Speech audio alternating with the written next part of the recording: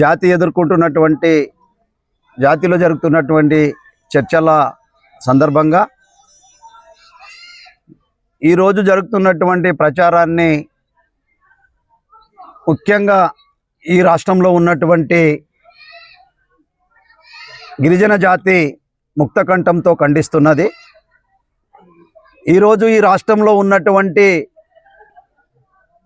ఆనాడు ఏపీలో ఉన్నటువంటి 33 తెగలతో కూడుకున్నటువంటి గిరిజన జాతి ఈరోజు తెలంగాణ రాష్ట్రం ఏర్పడిన తర్వాత 9 నుంచి 15 తెగలతో ఉన్నటువంటి జాతి. ఈ జాతి 1950లోనే ఆంధ్రప్రదేశ్ రాష్ట్రం ఏర్పడక ముందు ఆంధ్ర రాష్ట్రము నిజాం రాష్ట్రం హైదరాబాద్ రాష్ట్రం ఉన్నప్పుడు ఆంధ్ర రాష్ట్రంలో బంజారాలు ఎస్టీలుగా గుర్తించబడినటువంటి చరిత్ర మనకుంది.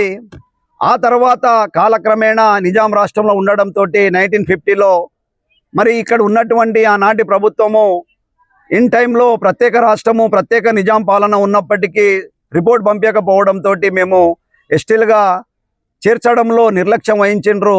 దానికి అనుగుణంగా 26 సంవత్సరాలు ఈ బంజారా జాతి తెలంగాణ రాష్ట్రం 1956లో ఉమ్మడి ఆంధ్రప్రదేశ్ ఏర్పడిన తర్వాత మాకు ఎస్టీలుగా గుర్తించాలని పోరాటం చేసిన తర్వాత ఆనాటి ప్రభుత్వాలు మరి ఆంధ్ర రాష్ట్రంలో ఉన్నటువంటి బంజారాలు తెలంగాణలో ఉన్నటువంటి బంజారాలు లంబాడీలు మరి ఒకే భాష ఒకే వేషము ఒకే వేషధారణ కల్చర్ కలిగినటువంటి జాతి ఒక ప్రాంతంలో ఎస్టీలుగా ఒక ప్రాంతంలో ఎస్టీలు లేకపోతే కరెక్ట్ కాదని చెప్పేసి మరి ఆనాటి ప్రభుత్వాలు అన్ని రకాలైనటువంటి సర్వేలు చేసి చాలా కమిటీలు ఫామ్ చేసి ఈ ప్రభుత్వాలు పార్లమెంట్ పరంగా పార్లమెంటరియన్ ప్రాసెస్లో భాగంగా మరి కమిటీని ఫామ్ చేసి అనిల్ కే చంద్ర కమిషన్ ఆధ్వర్యంలో అన్ని రాష్ట్రాలలో ఎంక్వైరీ చేసి మరి ఈ రాష్ట్రంలో కూడా మరి ఈ జాతి మీద వాళ్ళు కమిషన్ ఏర్పాటు చేసి విచారణ జరిపిన తర్వాత ఈ జాతిని ఎస్టీలో చేర్చాలని చెప్పేసి మరి సిఫార్సు చేయడంతో 1976లో మమ్మల్ని ఎస్టీలో చేర్చలేరు.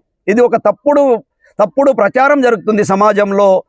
ఆల్రెడీ ఎస్టీలో ఉన్నది ఈ జాతి 1950 నుంచి ఎస్టీలో ఉన్నది, ఈ ఏరియాలో మాత్రమే ఎస్టీలో లేదని చెప్పేసి ఏరియా రిస్ట్రిక్షన్ రిమూవ్డ్ అనే బిల్లును 1976లో పార్లమెంట్ ద్వారా ప్రవేశపెట్టి మమ్మల్ని ఏరియా రిస్ట్రిక్షన్ను రిమూవ్ చేసేసి మమ్మల్ని ఎస్టీలుగా గుర్తించరు తప్ప మమ్మల్ని ఎస్టీలుగా కొత్తగా చేర్చిరు అనేటటువంటి వాదన కరెక్ట్ కాదు అని చెప్పేసి మిత్రులకు తెలియజేసుకుంటూ మరి మేము ఆ రోజు నుంచి 1915 నుంచి ఎస్టీలుగానే ఉన్నాము.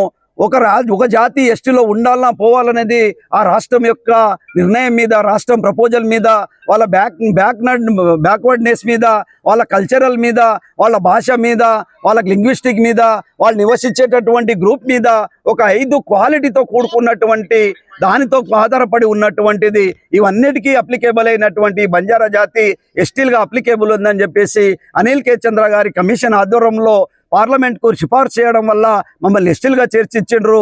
అది పార్లమెంట్ ప్రాసెస్ ద్వారా పార్లమెంట్ ప్రాసెస్ జరిగిన తర్వాత అమెండ్మెంట్ లోక్సభ రాజ్యసభలో మరి అమెండ్ అయిన తర్వాత మళ్ళీ గవర్నమెంట్ ఒక నోటిఫికేషన్ ఇచ్చి మమ్మల్ని గుర్తించి ఎస్టీలుగా చేర్చిండ్రు.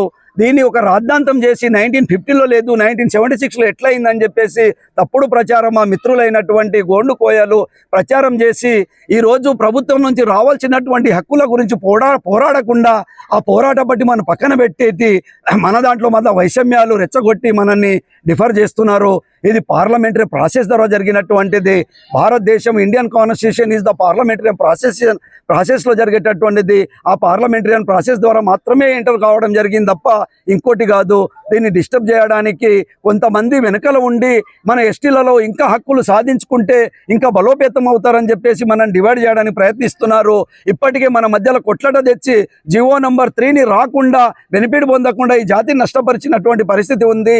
నేను గోండు కోయ మిత్రులకు ఒకటే అడుగుతున్నాం, అందరం కలిసి ఆ రోజు 4% ఉన్నటువంటి జాతిని 6% చేసుకున్నాం, 6% ఉన్నదాన్ని 10% చేసుకున్నాం ఈ తెలంగాణ రాష్ట్రంలో.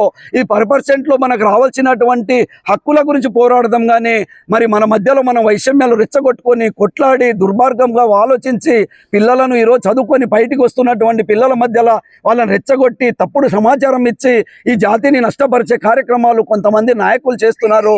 మీకు నాయకత్వం కావాలంటే మీరు పార్టీ పరంగా సమాజాన్ని ఇంకో విధంగా చైతన్యపరచుకోండి, అన్ని విధాలా కలుపుకొని పోండి, కానీ గ్రూపులు వర్గాలతోటి మీరు ముందుకు వెళ్తే బాగుండదని చెప్పేసి తెలియజేసుకుంటూ, నిన్ననే ఈ మధ్యలో మేమందరం ఇక్కడ ఉన్నటువంటి పెద్దలు మన బలరాం నాయక్ సారు, రామచంద్ర నాయక్, మరి ఉన్నటువంటి ఎమ్మెల్యే రామదాసు, ఈ ప్రజాప్రతినిధుల ఆధ్వర్యంలో మేము అన్ని చర్చలు చేస్తున్నాము.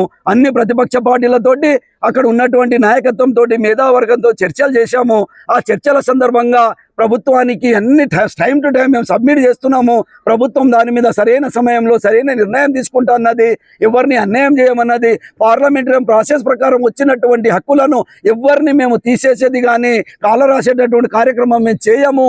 ఇది as per court of the rule, ఏదైతే సుప్రీంకోర్టు న్యాయబద్ధమైనటువంటి న్యాచురల్ జస్టిస్ ప్రకారమే పోతామని చెప్పేసి ప్రభుత్వము కట్టుబడి ఉన్నది. కనుక దయచేసి ఇక్కడ ఉన్నటువంటి యువత కానీ, సంఘ నాయకులు కానీ, ఉద్యోగస్తులు కానీ ఎవరైనా మీరు ఎలాంటి బెంగ పెట్టుకోవద్దు, గొడవ పడవద్దు, న్యూసెన్స్ చేయొద్దు, అనవసరమైనటువంటి కామెంట్లు చేయొద్దు. ఎప్పటికైనా మనం గిరిజనులుగా, అన్నదమ్ములుగా కలిసిమెలిసి ఉండాలని చెప్పేసి నేను ఈ సందర్భంగా కోరుకుంటూ, ఎవరు రెచ్చగొట్టిన సంయమనం పాటించేసి, ఇంకా మేము ప్రభుత్వానికి విన్నవించింది, వ్యక్తిగతంగా ఎవరికైనా వ్యక్తిగతమైనటువంటి విషయాలతో వ్యక్తిగతమైనటువంటి మీకు డిస్క్రిమినేషన్ మీకు చేసినట్లయితే ప్రభుత్వం మా దృష్టికి తీసుకురావాలని చెప్పేసి తెలియజేసింది. డీజీపీ గారితో, ఇంటెలిజెన్స్ ఐజీ గారితో కూడా మేము మాట్లాడడం జరిగింది. మీకు ఎవరికైనా ఏమైనా వ్యక్తిగతంగా మీకు బాధ అనిపిస్తే, వ్యక్తిగతంగా దాడులు జరిగితే అది మా దృష్టికి తీసుకురండి. ప్రభుత్వం దృష్టికి మన పెద్దలు ప్రజాప్రతినిధుల ద్వారా ప్రభుత్వం దృష్టికి తీసుకుపోయి పరిష్కారానికి శాంతియుత మార్గంలో మన హక్కుల గురించి పోరాడదామని చెప్పేసి ఉద్యోగస్తులకు, విద్యార్థులకు, ప్రజా సంఘాలకు, ఈ సమాజానికి ఈ సందర్భంగా తెలియపరుచుకుంటున్నాం.